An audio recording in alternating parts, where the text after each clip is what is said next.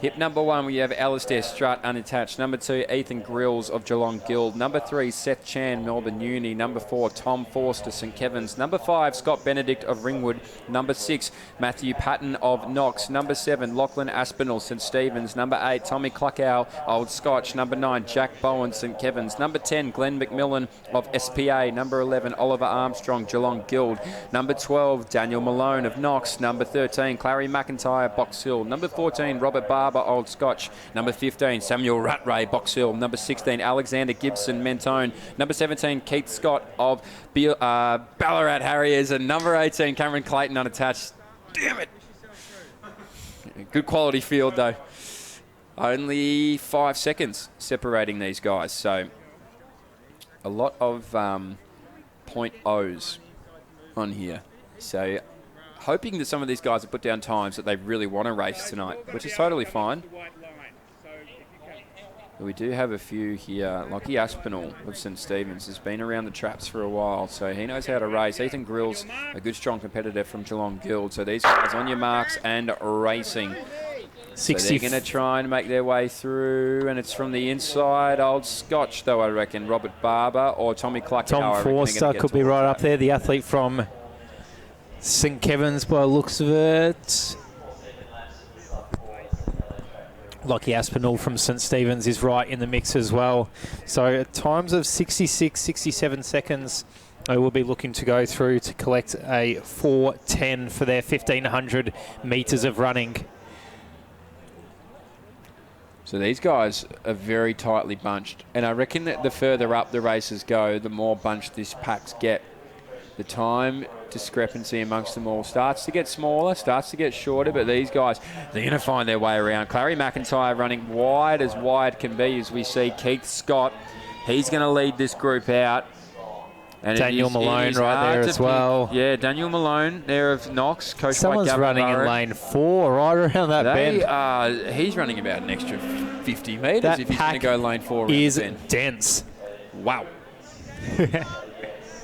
Wow. So right around that pace of, they're on about 4:07, 4:08 pace right now. It's a matter of whether a few of these guys will have a kick down. When you get to this speed, you're probably not going to bank too much time early on, and they'll be looking to run it fairly evenly with a bit of a kick for most of these athletes here. And there might be a few athletes who are just hanging on.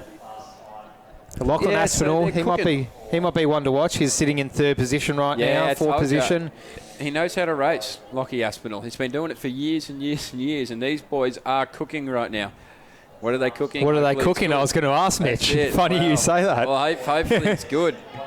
Big shout out to the boys who love that one. So right now we've got Geelong Guild athlete Oliver Armstrong. He's going to lead them out, and Cluckow behind him there. So Aspinall on the inside puts his hand out in the middle of that pack and says, hey, can we get a bit of space, please, right now? So it is still going to be our Geelong Guild athlete there in Oliver Armstrong. He's starting to get himself out of trouble. We spoke about it. If you got that long stride, getting to the front necessarily is not the worst thing, as we now see our boys move their way around him. Is that Jack Bowen of...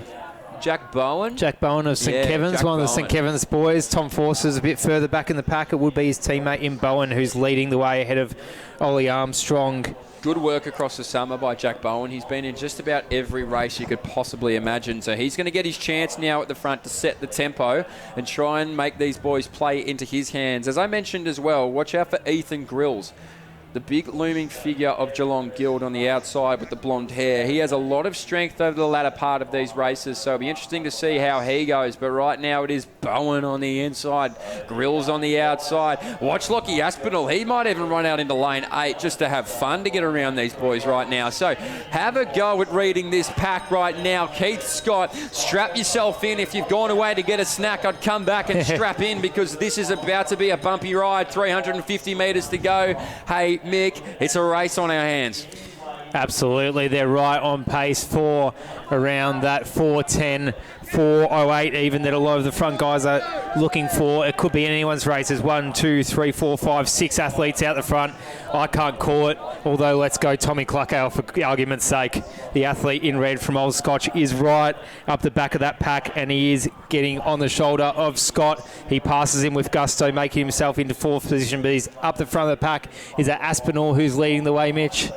No, I think Aspinall's sitting there in third position. So we have our other St. Stephen's Harriers athlete there leading us out, and right behind him there is going to be McMillan. So right now Aspinall gets on the outside. He's run the outside the entire way. McMillan right behind there. McMillan on the shoulder now. Aspinall further on the shoulder. McMillan going to lead him through, and it is going to be Glenn McMillan who takes it. Aspinall there for second. Cameron Clayton's going to settle for third. So too is Ethan Grills behind him there. But McMillan, well, they dug deep and he dug deeper. And so McMillan takes the win there. A sensational effort. Aspinall on the outside, as we mentioned, an experienced racer. And he probably thought he'd time that to perfection.